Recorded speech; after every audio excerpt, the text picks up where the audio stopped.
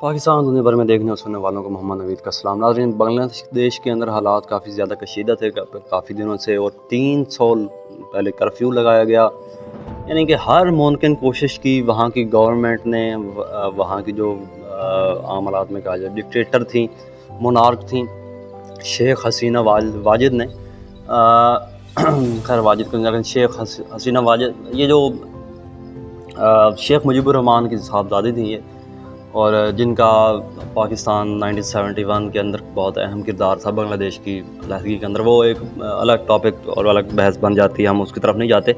تو معاملات شروع ہوتے ہیں جی، ایک کوٹا سسٹم سے طالب علم باہر نکلتے ہیں، ان کو رضاکار قرار دیا جاتا ہے۔ رضاکار ویسے تو ایک یعنی کہ بغیر کسی معاوضے کے، آپ کے ذہن میں آئے گا کہ کام کرنا خود، یعنی کہ بغیر کسی معاوضے کے، تو جو بنگلہ دیش کے اندر ہے وہ غدار کے معنی میں لیا جاتا ہے رضاکاران کو، کیونکہ رضاکاران انہیں وہاں پہ کہا جاتا ہے جو کہ پاکستان اور بنگلہ دیش کا جو ایک تنازع چلا تھا، جنگ ہوئی تھی 1971 کے، تو جو لوگ پاکستان کے حق میں تھے انہیں وہاں پہ رضاکار کہا جاتا ہے۔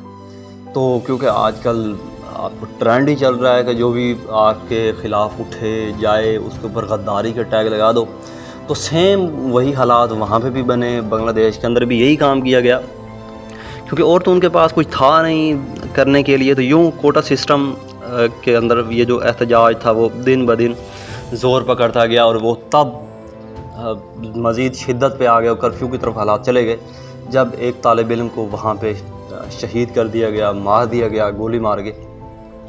اس کے بعد یونیورسٹیز کے اندر اور کافی زیادہ حالات کشیدہ رہے، پھر سپریم کورٹ کی طرف سے یہ فیصلہ آتا ہے، بنگلہ دیش کی جو سپریم کورٹ ہے اس کی طرف سے، اور وہ جو کہ کوٹا سسٹم اس کو ختم کر دیا جاتا ہے، اور صرف 7% تک لے کے آیا جاتا ہے۔ اس کے بعد پھر وہی کام شیخ حسینہ کے، جو ان کے وزیر اعظم تھیں، اور انہوں نے جی ان کو غدار ڈکلیئر کرنا شروع کر دیا، اور کچھ کو گرفتار، یعنی کہ اسٹوڈنٹس کے خلاف انہوں نے کاروائیاں جاری رکھی۔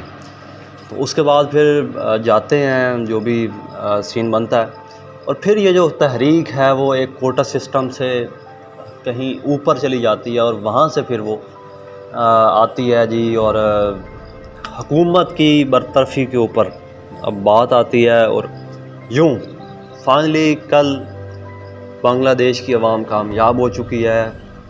اسٹوڈنٹس کی مناظر آئے جو کہ بیڈ روم میں گھسے ہوئے تھے حسینہ واجد کے، اور اس کے بعد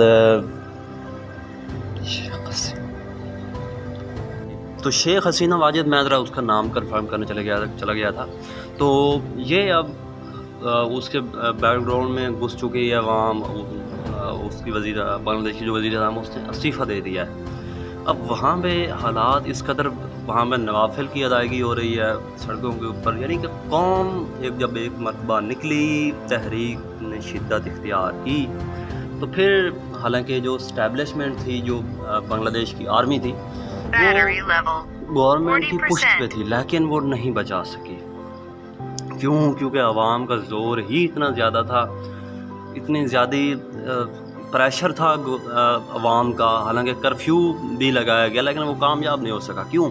کیونکہ جب آپ اپنی عوام کے خلاف جاتے ہیں تو آپ کوئی بھی دنیا کی فوج اٹھا کے دیکھ لیں انسانی تاریخ کی، وہ اپنے لوگوں کے خلاف نہیں لڑ سکی، اور اگر لڑی بھی ہے تو اس کے شکست سے فاش ہوئی ہے، وہ کبھی فتح حاصل نہیں کر سکے۔ تو اس جو حالات ہے ان کے اندر 300 مظاہرین کی شہادت ہوئی ہے، اور اب لوگ اس کی طرف بھی جا رہے ہیں کہ اس کا جو انصاف ہے وہ کس سے لیا جائے، اور اب تک کی جو اطلاعات ہیں وہ بنگلہ دیش کی جو وزیر اعظم ہے وہ اس وقت انڈیا کے اندر موجود ہیں، وہ ہیلی کاپٹر کے تھرو انڈیا میں پہنچی، کیونکہ اگر یہاں پہ رہتی تو انہیں کیسز کا سامنا بھی کرنا پڑ سکتا تھا۔ تو یوں اب یعنی کہ بنگلہ دیش نے جی اپنی جو حق تھا اسے چھین لیا ہے بنگلہ دیش کی عوام نے، اور یہ پاکستان میں بیٹھے ہوئے فیصلہ سازوں کے لیے بھی ایک آئینہ کہہ لیں یا خطرے کی گھنٹی کہہ لیں، کیونکہ جنوبی ایشیا کے اندر پہلے سری لنکا کے اندر یہ حالات بنے، پھر کینیا کے اندر یہی حالات بنے، اور پھر اس کے بعد فائنلی ابھی لیٹسٹ تازہ ترین واقعہ بنگلہ دیش کا ہے. یہ بہت ہی پہلے سے یہ جدوجہد چل رہی تھی، لیکن اب آ کے اس نے ایک پیک پہ پہنچی اور وہ آخرکار کامیاب ہو گئے. تو پاکستان میں بھی ذرا بیٹھے ہوئے ذرا سوچیں کہ اور جو بنگلہ دیش کی اکانومی کی بات کی جائے تو پاکستان سے کئی گنا بہتر تھی اکانومی. وہاں پہ کوئی ایسا مسئلہ نہیں تھا کہ وہاں پہ بے روزگاری ہوتی. وہاں پہ جو فی کا آمدنی ہے وہ پاکستان تو کجا انڈیا سے بھی بہت زیادہ بہتر ہے. ایسا نہیں ہے کہ وہاں پہ جی کوئی غربت ناچ رہی تھی یا جو بھی ہے. وہاں کی جو اکانومی ہے 2700 ارب ڈالر ہے، 27,000 ڈالر، اور پاکستان کی میرے خیال میں 1600 اور انڈیا کی بھی 16 یا 1700 کے آس پاس ہے سالانہ جو انکم ہے ایک شخص کی. تو یہ حالات بنے ہیں جی بنگلہ دیش کے اندر. وہاں پہ اب نئے انتخابات کی طرف جائے گی، یقینی بات ہے. لیکن اب جو ایک آمریت کا دور تھا، عوام اس کو ایک اور آزادی کے طور پہ لے رہی ہے، ایک اور جشن آزادی کے طور پہ. اس جو دن ہے جو میں شیخ حسینہ واجد سے انہوں نے استعفیٰ لیا ہے، گھٹنے ٹیکنے پہ مجبور کیا. آپ اپنی عوام کے سامنے کچھ بھی نہیں کر سکتے، اور شرط یہ کہ عوام اپنے عزم کے اوپر قائم و دائم رہے. اس طرح وہ ایک اسٹوڈنٹ تحریک تھی اور وہ آخرکار ایک گورنمنٹ کے تختہ الٹ گیا. اور یہاں پہ بھی فیصلہ سازوں کو ذرا دیکھنا ہوگا. اب تک کے لیے اتنا ہی. انشاءاللہ ملتے ہیں کسی اور ویڈیو کے اندر. تب تک کے لیے خدا حافظ.